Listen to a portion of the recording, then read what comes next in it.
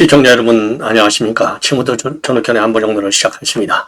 자, 이번 시간에는요, 매주 목요일 날 나오는 여론조사를 보면은요, 여전히 우리 보수 후보들이 좀 밀리고 있기는 있지만은 일단 상승 추세에 있는 것으로 이제 확인이 되고 있고, 그리고 이재명이하고 붙었을 때 제일 경쟁력이 있는 사람은 지금 이제 이 한덕수 대행이다. 그런데 매우 이례적인 그런 사항은요, 이거 뭐 NBS 조작한 것 같기도 한데요, 느닷없이 한동훈이가 지금 2등으로 되어 있고 3등을 김문수로 주고 있네요. 이거 수상합니다. 예.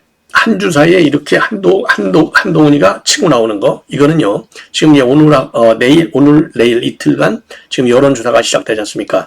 요거를 노리고 한동훈이를 올려놔야만이 우리 여권이 분열되지 않습니까? 그렇기 때문에 이 NBS 같은 이런 대형 여론조사 기관들이 의도적으로 한동훈이를 띄워주는 것이 아닌가 하는 그런 비판을 하지 않을 수 없습니다. 의혹을 갖지 않을 수 없어요. 자, 그래서 NBS 여론조사 내용을 여러분께 말씀을 드리도록 하겠고요. 그 다음에 서정욱 변호사가 열심히 뛰고 다니고 있어요. 자, 서정욱 변호사 본인도 주장을 했지만은 이재명의 변호사 여기에 대해서는 철저히 끝까지 파헤치겠다. 그러면서 변호사들이 어떻게 그 재판마다 바뀌고 있는지를 철저히 추적하고 있어요. 자, 그래서 서정욱 변호사의 이러한 노력은 뭐 우리가 높이 평가해야 될 것이 아닌가. 자, 그래서 조금 전에 내놓은 그 유튜브 방송에서 새롭게 주장한 걸 보면요, 이재명이가 그러니까 2심 재판 서울고법에서 무죄 판결을 받을 때도 굉장히 뭐라 그럴까요? 지금 이 전관 변호사를 썼는데, 이번에 대법원의 심리를 앞두고도 추가적으로 이 변호사 한 사람을 썼는데, 어마어마한 돈을 투자해야 되만, 그런 게 아니라 변호사 선임비를 내야 대한 그 전관, 최고 따끈따끈한 전관을 영입을 했다. 이 전관이 누구냐? 이재희 변호사라는 겁니다. 자, 그래서 이재희 변호사를 조의대하고 왜 전관으로 보는지, 그리고 이재명이가 왜 이재희 변호사를 선임했는지, 요 지점을 강력히 지금 비판하고 있습니다. 자, 그 이유는요, 조의대, 말로만 법조계의 전관 어쩌고저쩌고, 이거 전부 말뿐이라는 거죠. 자, 그래서 서정욱 변호사는 그동안에 이재명이가 무죄를 확신한다, 뭐 법대로 잘 될 것이다, 전혀 걱정하지 않았잖아요. 자, 그리고 박지원이도 무죄를 확신한다, 이런 얘기를 했는데, 이게 천대엽이라든가 아니면 노태학을 통해서 이 관련 정보가 새나간 것이 아니냐, 이런 의혹을 제기한 바 있어요. 자, 그런데 지금은 어떤 의혹을 제기하느냐, 문제점을 지적하느냐, 서울고법을 부장판사에서 작년 2월에 그만둔 이재희 변호사, 최고 따끈따끈하다는 거죠. 자, 이 사람이 그러면 또 누구냐? 그냥 뭐 최근에 그만둔 전관 변호사가 아니라, 요 대한민국 법정에서 보면, 지금 조의대가 재판장이잖아요. 조의대하고 그야말로 멘토와 멘티 관계에 있는 가장 신뢰하는 측근 이재희 변호사라는 겁니다. 자, 어디서 만나느냐? 서울중앙지법에서 2003, 4년도에 그 배석 판사로 일했을 가능성이 하나가 있고, 또 하나는 2006, 7년도에 고등법원에서 서울 고등법원에서 그 배석 판사일 가능성이 있고, 배석 판사를 한 이재희를 갖다가 최고의 변호사로 선임을 했다는 겁니다. 자, 그러면 왜 이재희가 빨대 역할을 했을 가능성이 상당히 크냐? 이게 이제 조선일보의 보도에 나와 있는데, 조선일보 보도에 나와 있는데, 이 보도를 보면은요, 보면은 바로 최근에 이제 22일 날 오전에는 10시에는 소부로 넘기고, 12시에는 전압으로 넘기고, 2시에는 전압 1차 회의를 하고, 그리고 2차 회의를 24일 날 열었잖아요. 그리고서 바로 엊그제 화요일 날 선언 발표하기를 5월 1일 이틀 후에, 그게 오늘이 되는 거예요. 선고하겠다, 이렇게 밝혔거든요. 자, 그런데 4월 20, 그러니까 전압으로 이렇게 빨리 넘어가고 이런 거와 관련해서 박균택이는 이제 법률위원장인데, 박균택이가 이제 대장동 사건 때부터 이재명이를 최 지근거리에서 수행했던 사람이 박균택, 지금 현재, 그래, 배지 다뤄줬잖아요. 배지. 자, 이 박균택인데, 박균택이는 대법원에서 이렇게 빨리 하는 거 아무리 빨리 해봐야 소용없어. 그거 대선 전에는 못 끝나. 이렇게 얘기했거든요. 그리고 이재명이도 뭐라고 했느냐? 이재명이도 대선 전에 못 끝난다. 그 이유는 사법 시스템이 있다. 이 사법 시스템이 뭐겠어요? 이게 시간이 있잖아요. 시간. 뭐 20일 전에까지 뭐 하고 뭐 10일 전까지 뭐 의견서를 내야 되고 상고 이유서를 내야 되고 뭐 등등. 자, 이런 걸로 본다면 그냥 이걸로 한 달이 넘어가니까 절대로 6월 3일 선거 전에는 안 끝나. 이게 이재명의 생각이었어요. 요 생각대로 박준택이도 입장을 밝힌 겁니다. 그런데 동시에 이거 조선일보에 상세하게 보도가 나와 있는데요. 동시에 그 법률, 그러니까 선임단, 그러니까 변호인단에서는 뭐라고 그랬느냐? 무슨 소리야? 이거 충분히 끝낼 수 있어. 이렇게 하면서 끝내는 게 중요한 게 아니잖아요. 무죄 판결이 제일 중요하잖아요. 그런데 이 변호인단에서는요, 무죄가 확실해 그랬거든요. 무죄가 확실해. 그러면서 그 이유는 간단해. 이랬거든요. 왜 간단하냐? 지금 대법원에서는 법률심만 하게 돼 있는데 검찰의 상고이유서를 보면 사실관계도 심리하게 되어 있다는 겁니다.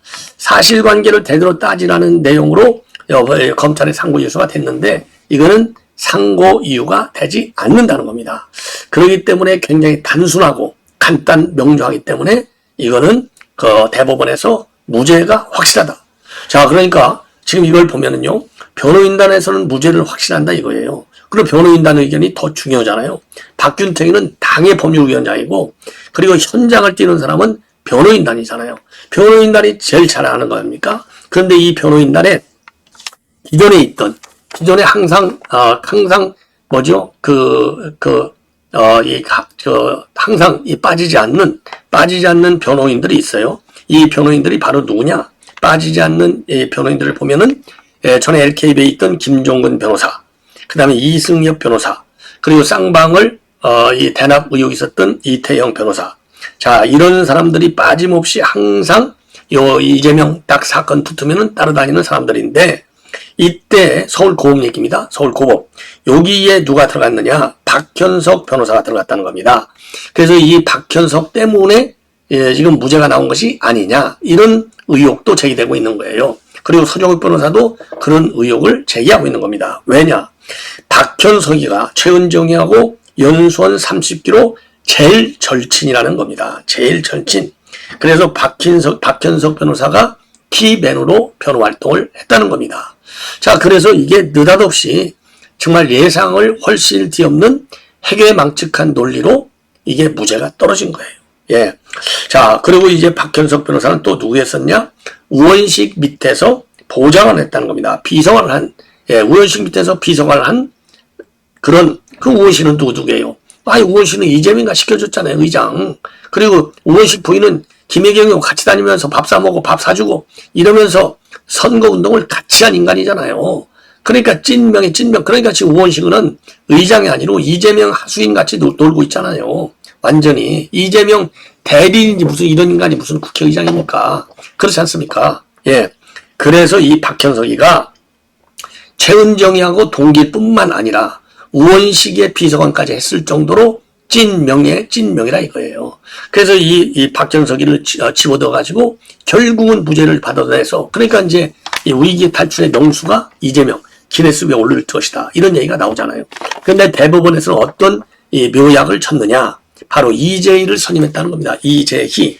자, 그래서 이재희를 선임했는데, 이재희를 보니까 이게 실질적으로 그 이력, 경력을 쭉 보니까 이게 딱 이 조이대하고 서울중앙지법 또는 서울고등법원에서 배석판사로 같이 일을 했다는 겁니다. 요 사람을 그야말로 백사장에서 딱 금을 찾아낸 거예요, 이재명이가. 이 사람을 투입시켰다는 겁니다. 그러니까 요 이재희는 조이대 눈만 봐도 다 안다 이거죠. 그러니까 무죄를 확신하니까 이게 그대로 지금 이재명한테 가서 법대로 해. 교통사고 날 확률보다도 작어. 유죄 떨어질 확률은. 걱정하지 마. 이런 얘기를 한 것이 아니냐. 이런 결론이 나오는 거예요. 예. 자, 그래서 이재희가 말이죠. 이재희가 그럼 누구냐? 이재희가 누구냐? 보니까 69년생이에요. 69년생. 연수원 23기입니다. 연수원 23기. 그러니까 이제 윤 대통령하고 동기예요. 연수원 23기고 경기도 포천 출신이고요. 경기도 포천 출신이고 고려대 법대를 나왔어요. 자, 그런데 이게 말이죠.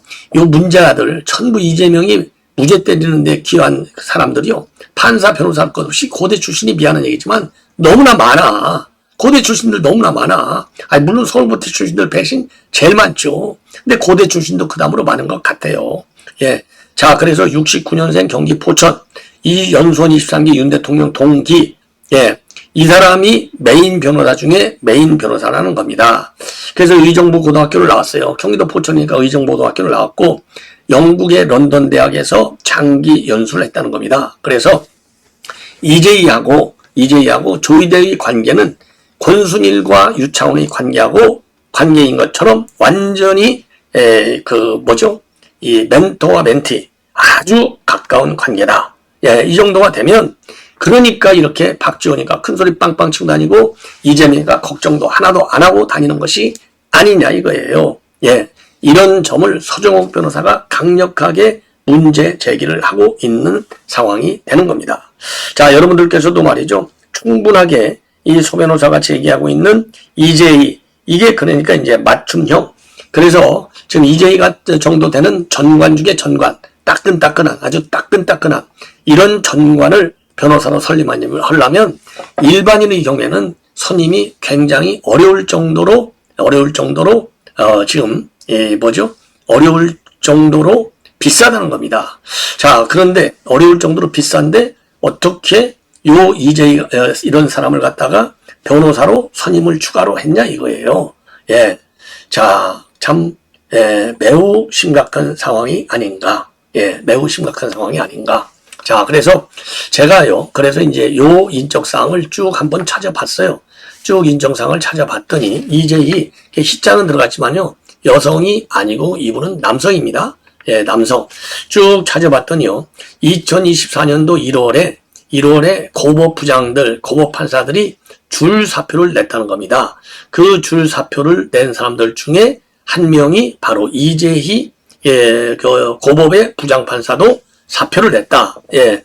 자, 이게 이렇게까지 지금 보도로 나올 정도로 엘리트 판사임에 확실합니다. 엘리트 판사임에 법률신문에요. 법률신문에 나왔어요. 엘리트 법관 퇴직 러시. 그러면서 지금 이재희 판사가 엘리트 판사로서 지금 사표를 냈다. 이렇게 되어 있고, 그리고 조선일보 3월 28일자 보도를 보면은요, 아주 크게 나왔어요. 스페셜. 이재희 전 서울고법 부장판사 변호사로 새 출발. 자, 그래서 이재희 변호사를요, 조선일보가 아주 엄청나게 크게 보도를 했어요. 이 정도가 되면 자, 실력이 있는 거는 뭐 확실하다 이렇게 우리가 볼 수 있는 대목이 아니냐.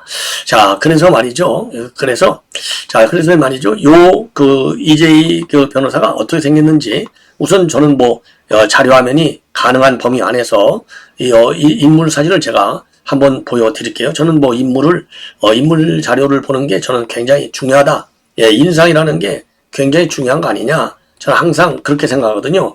자, 그래서 한번 이재희 변호사 요 사진을 여러분께, 죄송합니다. 예, 여기, 예, 잠깐요. 예. 자, 그래서 이재희 변호사, 예, 요렇게 돼 있어요. 이분이 이제 이재희 변호사가 된 겁니다. 이재희 변호사. 예. 자, 그래서 이재희 변호사인데, 이재희 변호사가 이제 2월 16일 퇴임식을 가졌다. 자, 그래서 27년간의 법관생활을 마치고 법무부인 송우희 대표 변호사로 새롭게 출발한다. 공군 법무관을 거쳐서 97년도 전주지방법원 판사를 시작으로 해서 연수원 교수, 광주지법 부장판사, 의정부지법 부장판사, 중앙지법 파산부 부장판사, 서울 북부지법 부장판사, 대전지법 천안지원장, 대구고법 서울고법 부장판사 등 요직을 두루 거쳤고 재판 실무에 정통하다는 평가를 받는다. 아주 굉장히 자세하게 아주 이 사람 기사를 어마어마하게 써줬어요.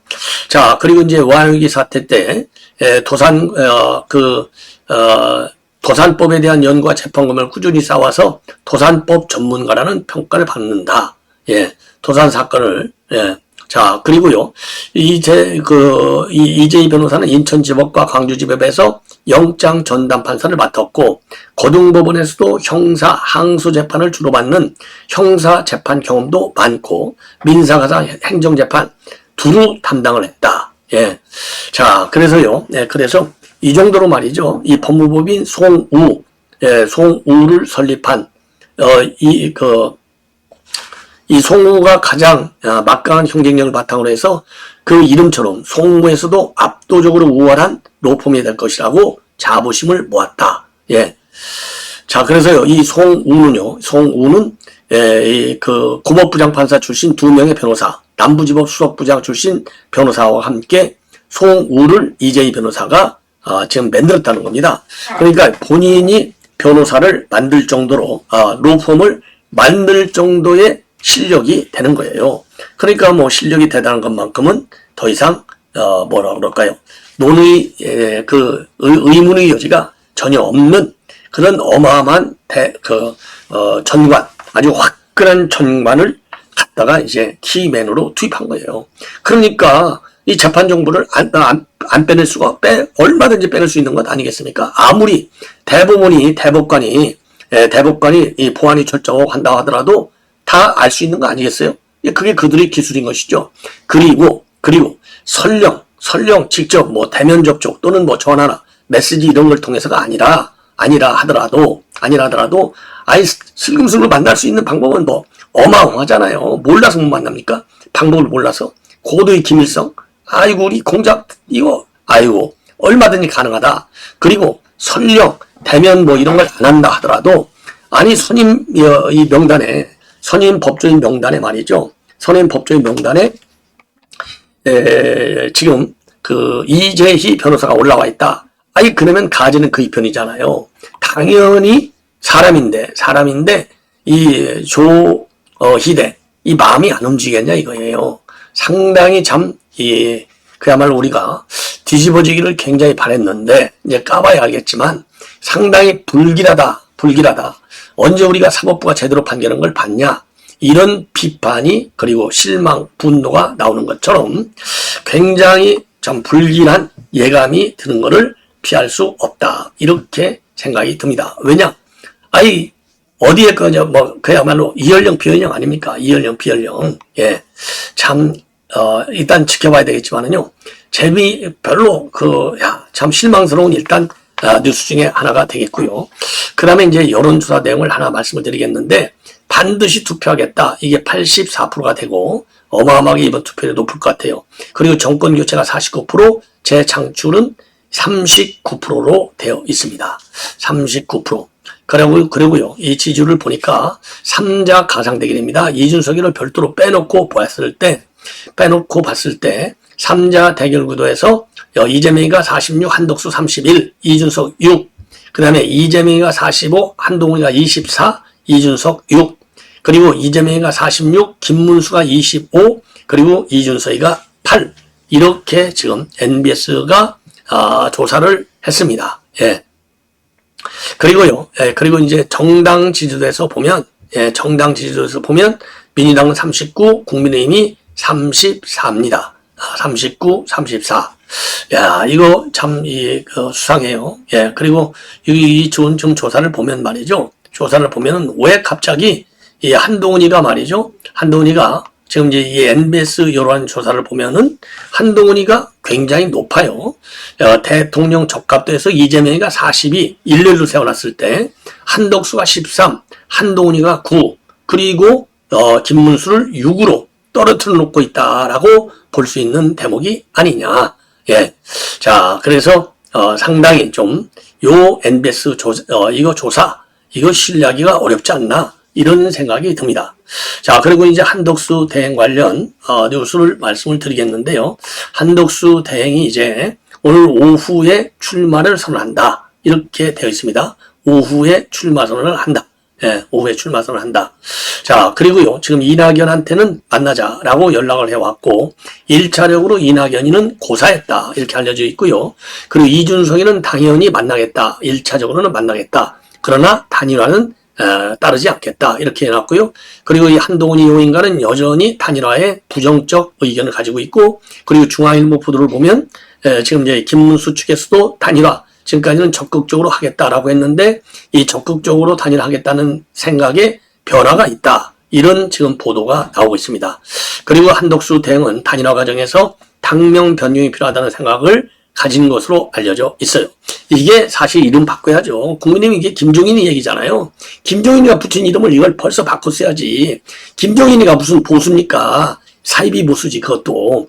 이런 이름 벌써부터 바꿨어야죠. 짜증나요 정말로. 예. 자 그리고 오늘 사임하면서 대국민 담화를 통해서 사퇴 이유를 설명하고 2일에는요 출마 선언을 할 예정으로 있다. 예. 그래서 여기에서 개헌을 고리로 한다. 자, 그리고 이제 연립정부를 만들겠다. 연립정부를 만들겠다. 그리고 지역세대 계층 통합을 위한 다양한 세력이 참여하는 거국 내각도 구성하겠다. 이런 입장을 발표할 예정이라고 합니다. 그리고 이제 마지막으로 오늘 한덕수 대행이 안보관계장관회의를 소집했어요. 자, 여기에서 이제 안보가 제일 중요하잖아요. 그러니까 한덕수 권한대행이 들어와서 맨 먼저 안보관계장관회의를 열었는데 오늘 또 마지막으로 안보관계장관회의를 열었다. 예. 자, 그래서 이 발언 내용 굉장히 중요합니다. 자, 그래서 한번 이걸 전문을 여러분께 말씀을 드리겠습니다. 이게 사실상 권한대행으로서의 마지막 횡보라고 저는 봅니다. 역사의 한 페이지를 장식하겠죠.